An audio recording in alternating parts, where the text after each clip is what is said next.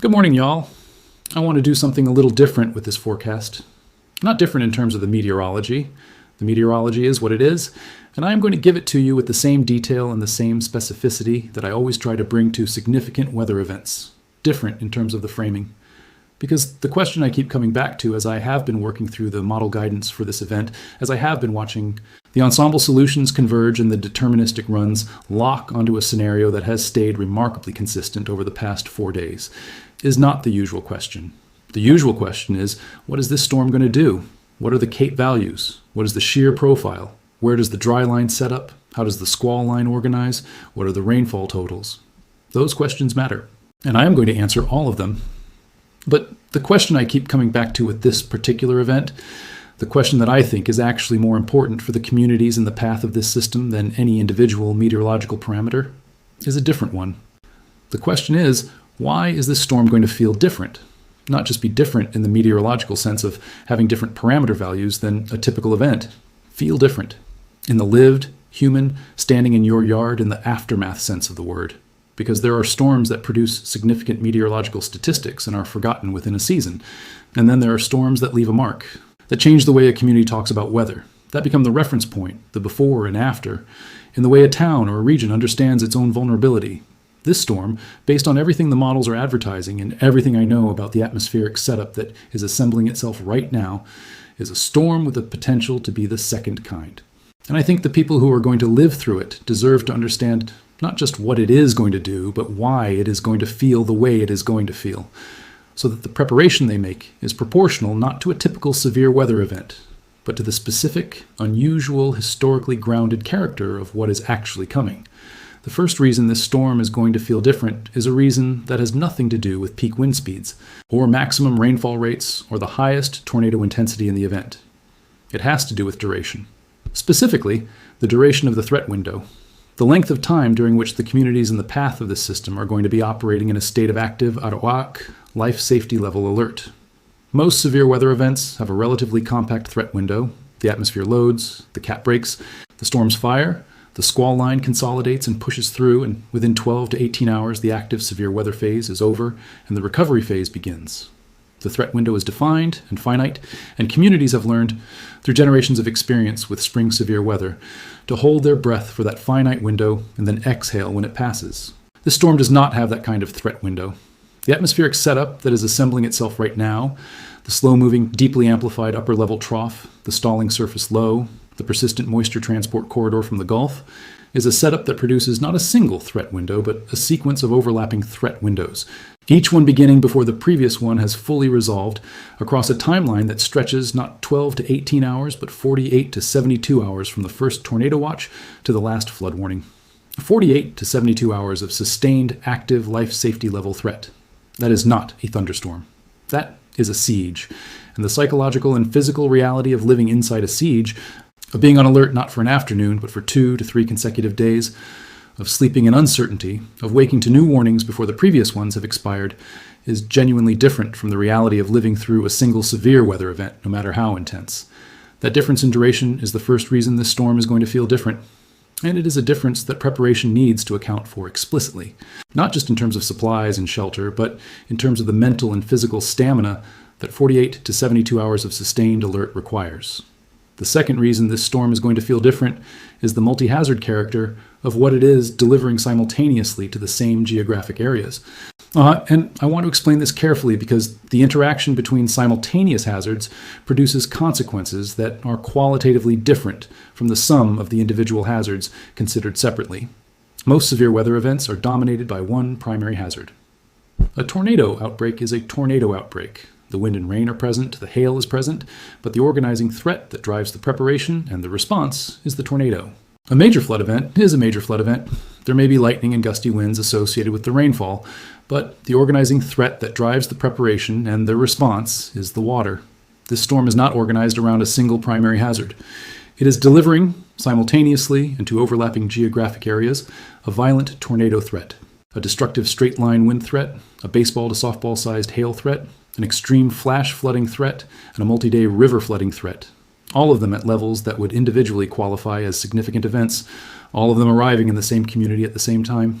The reason that matters, The reason it makes this storm feel different rather than just be statistically more severe is that multi-hazard events break the response frameworks that communities have developed for single hazard events.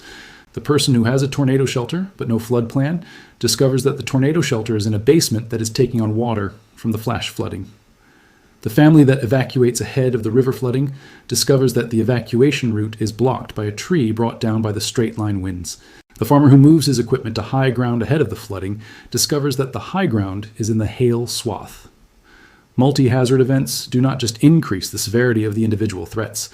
They create interactions between the threats that produce outcomes that no individual hazard plan anticipates.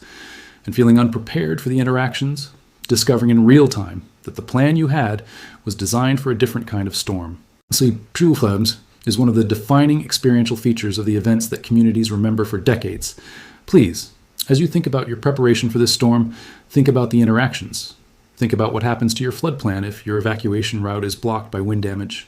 Think about what happens to your shelter plan if the shelter itself is compromised by flooding.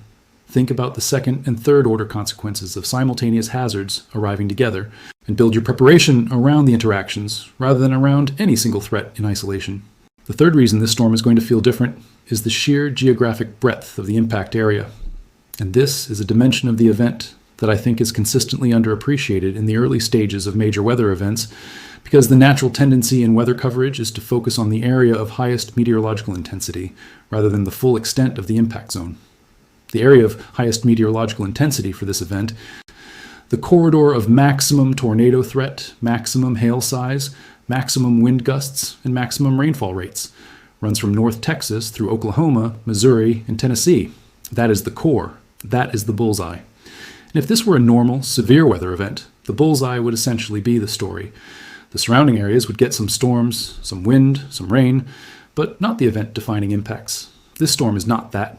The combination of the large, slow-moving upper-level trough and the extreme moisture transport that the persistent southern branch jet is maintaining means that the impact area, the area where the public is going to wake up the morning after this event and discover that their community experienced something significant, extends from central Texas to southern Michigan, from eastern Oklahoma to the western Carolinas, an impact area covering all or parts of 15 states, encompassing a population of 60 to 70 million people, delivering hazards at varying intensities to every community within it. The reason that breadth matters for how the storm feels is this. When a major weather event strikes a narrow corridor, the communities outside that corridor provide the mutual aid, the emergency response resources, the shelter for evacuees, the supply chain continuity that the affected corridor needs to begin recovering. When a major weather event strikes a 15-state area simultaneously, there is no outside.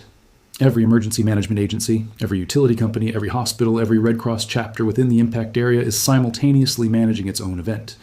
The mutual aid that normally flows from unaffected to affected areas does not flow because there are no unaffected areas close enough to matter. The isolation that results, the sense that help is not coming quickly, that the normal support structures are overwhelmed, that the community is on its own in a way it has never been on its own before, is one of the things that makes major broad footprint events feel fundamentally different from single corridor events of equal meteorological intensity. Please prepare with that self-sufficiency imperative in mind. For the first 24 to 48 hours of this event's aftermath, your household and your community may need to be substantially self-reliant. Let me now give you the meteorological detail that the setup deserves, because all of the framing I have just given you needs to be grounded in the specific atmospheric parameters that justify it. The upper-level trough driving the system is one of the deepest and most amplified features the models have advertised for this region in several years. A negatively tilted trough, meaning it is oriented from northwest to southeast, rather than the more typical southwest to northeast orientation, which is the configuration that produces the most explosive surface cyclogenesis and the strongest upper-level support for severe weather development. Negatively tilted troughs are the atmospheric signature of the most significant severe weather outbreaks in the historical record. They are associated with the events of April 3rd, 1974, with the events of April 27th, 2011, with the events of May 3rd, 1999, when a strongly negatively tilted trough appears in the model guidance with the kind of amplitude and the kind of associated surface parameter values that this system is showing. The meteorological community pays attention at a level it reserves for a small number of events each decade. I am paying that level of attention right now. The Storm Prediction Center is paying that level of attention right now. and the communities in the path of the system need to be paying that level of attention right now. The CAPE values being generated by the interaction of the extreme Gulf moisture with the cold air aloft riding on the trough are in the 3,000 to 4,500 joule range across the primary initiation corridor. The storm relative helicity in the 0 to 1 kilometer layer, the layer closest to the surface that is most directly relevant to tornado intensity, is forecast in the 200 to 400 joule per square meter range, with the models showing a focused maximum of 400 to 500 joules per square meter along the warm front corridor where the lowest level shear is most extreme. 400 to 500 joules per square meter of 0 to 1 kilometer storm relative helicity in a 4,000 joule CAPE environment is the parameter combination that produces violent wedge tornadoes. The kind of tornadoes that are a half-mile wide and stay on the ground for 40 miles. The kind of tornadoes that are survivable only underground. Please treat your shelter preparation with the weight of those numbers. The tornado threat has a specific timing dimension that I want to address clearly because the timing of this event is one of the features that contributes most directly to why it is going to feel different from a typical outbreak. The initiation window, the afternoon period when the cap breaks and discrete supercells begin firing along the dry line, opens during the early to mid-afternoon hours across western Oklahoma and North Texas and produces the supercell phase that carries the highest individual tornado potential. That afternoon window is the window that the severe weather community is most practiced at navigating. Watches issue, people move to shelters, the storm chase community mobilizes, the National Weather Service coordinates its warning operations, and the existing cultural infrastructure of tornado preparedness activates in the way it has been trained to activate. That is the window that feels manageable, relatively speaking, because there is a playbook for it. And most communities in the primary corridor have practiced the playbook. The window that does not feel manageable, the window that has historically produced the highest fatality rates per tornado, even in communities with strong severe weather culture, is the overnight window. As the afternoon supercell phase consolidates into an organized squall line during the evening hours, and that squall line pushes eastward through Arkansas, Tennessee, and Kentucky during the midnight to 6 a.m. window. The entire severe weather response apparatus that functioned so effectively in the afternoon has to continue functioning at full capacity for people who are physically exhausted from an afternoon of high alert, who desperately want to sleep, whose children need to sleep, and who have every psychological incentive to conclude that the worst is over and let their guard down. The worst is not over at midnight. The worst is often happening at midnight, in the form of QLCS tornadoes embedded in the squall line that develop in 3 to 5 minutes and require an immediate WISE, no hesitation response from households that may not even know a warning has been issued until y'all call rings through their sleep. Please set up y'all call on every phone in your household today. $14.95, link in the description. The overnight window of this event is not the tail end of the story. It is a chapter unto itself. The flash flooding component of this storm is where the different feeling I have been describing crystallizes most powerfully for the largest number of people. Because flood impacts touch communities in an intimate, personal, this is my home and my street and my neighborhood, way that even violent severe weather sometimes does not. Tornado damage is concentrated and linear. A path, a swath, a specific track that affects some homes and leaves adjacent ones untouched. Flooding is democratic. It does not select by proximity to a damage path. It fills every low-lying space, affects every structure in the floodplain, puts water into every basement that sits below the water table when the surrounding soil is saturated, and closes every road that crosses every drainage corridor in the affected area simultaneously. The rainfall totals being advertised for this event, 4 to 8 inches across the broad corridor over 48 to 72 hours, with locally higher amounts of 8 to 12 inches in the training corridors, are totals that, on already wet soil and into already elevated river systems, are going to produce flooding that feels different because of where it reaches. Not just the known floodplain, not just the houses that flooded in 2008 or 2016, or the last time a major rain event came through. The flooding from this storm is going to reach into neighborhoods and onto roads that have not flooded within the living memory of the people who live there, because the combination of antecedent soil saturation, antecedent river elevation, and the rainfall totals. This system is going to deliver exceeds the conditions under which those neighborhoods and roads were designed and evaluated for flood risk. When flooding reaches places that have not flooded before, the psychological impact is profound. The assumption of safety that comes from never having flooded, the "this area does not flood" assumption that shapes so many decisions about evacuation, about route selection, about how seriously to take a flood watch, is shattered in a way that leaves a lasting mark. Please do not let that shattering happen to you in real time during this event.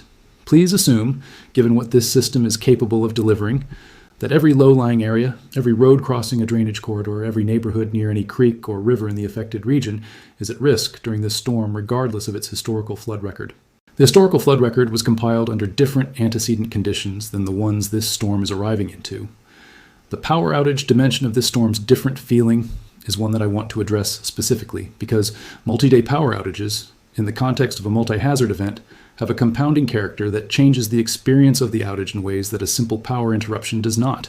When a squall line takes down power in your neighborhood during a normal severe weather event, the outage is frustrating but manageable because the event that caused it has passed, the weather outside is clearing, and the restoration process can begin in conditions that are at least not actively worsening.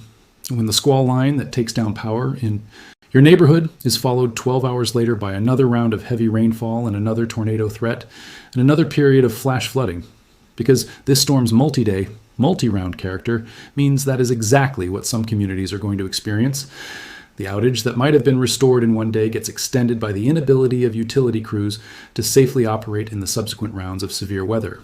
The equipment to restore power may not be able to reach the damaged infrastructure because the roads are flooded. The crews that would make the repairs may be diverted to more critical restoration priorities in the areas with the most severe damage from the subsequent events. And the households sitting in the dark on day 2 or day 3 of their outage, without air conditioning in the post-frontal heat and humidity, without the ability to charge the devices that are their connection to weather information and emergency alerts, without the powered medical equipment that some of their members depend on, experience a compounding isolation and vulnerability that is qualitatively different from a one-day power interruption. Please prepare for a multi-day outage explicitly, backup power for medical equipment, a plan for temperature management, a communication plan that does not depend entirely on devices that require continuous charging, enough water, food, and essential medications to be self-sufficient for 72 hours minimum. Here is what I need you to do, and I need you to understand that the preparation this storm requires is different from the preparation a typical severe weather event requires, in duration, in multi-hazard complexity, in geographic scope, and in the self-sufficiency it demands.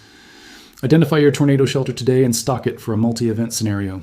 Not just water and a phone charger for one afternoon, but supplies for multiple shelter periods across 48 to 72 hours of sustained threat.